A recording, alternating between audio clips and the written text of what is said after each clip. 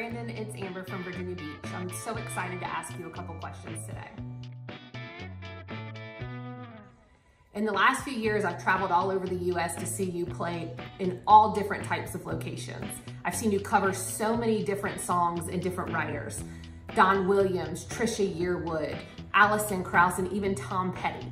If you could create an album of just covers, who else would you add to that? What other songs would you cover? I would have to put Jackson Browne on there because he's kind of the influencer of my influences. So it's definitely need to put Take It Easy on there. I love his original version since he was a writer on it. So definitely that, and then I probably have to put a little Restless Heart on there. And I mean, I could throw a dart at their record and pick any song I love. So definitely a little Restless Heart and some Jackson Browne. What is your favorite pre-show ritual? And what is your pre-show ritual with the band? It's kind of a contrast because I like to listen to Juicy J in the locker room before we go on stage just because it loosens me up. But then with the band, we always pray right behind the stage. So you kind of have both ends of the spectrum there, but that's kind of my ritual. We always hear music is medicine. What do you listen to when you need to pick me up?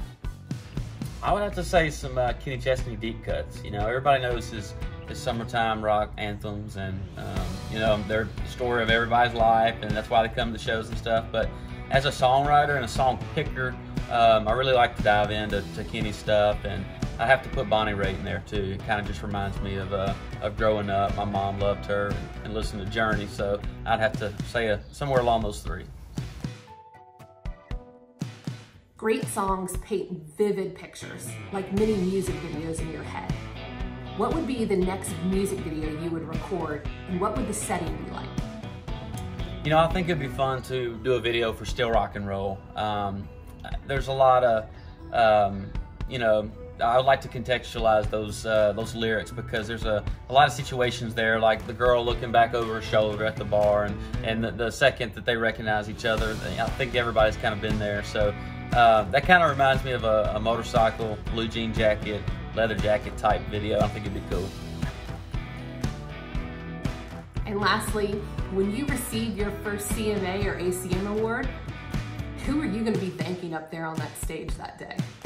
No doubt I have to thank Jesus Christ, my Lord and Savior. I have to thank God because He's opened so many doors. It takes so many miracles to get to that point, even to get to where I am now, and that don't just happen. So I'd have to thank Jesus and my wife. Thanks so much for this opportunity to ask you some questions. I can't wait to learn more about you. I hope you and the family are doing well and cannot wait to see you back out on the road and meet up with my friends again. Thanks.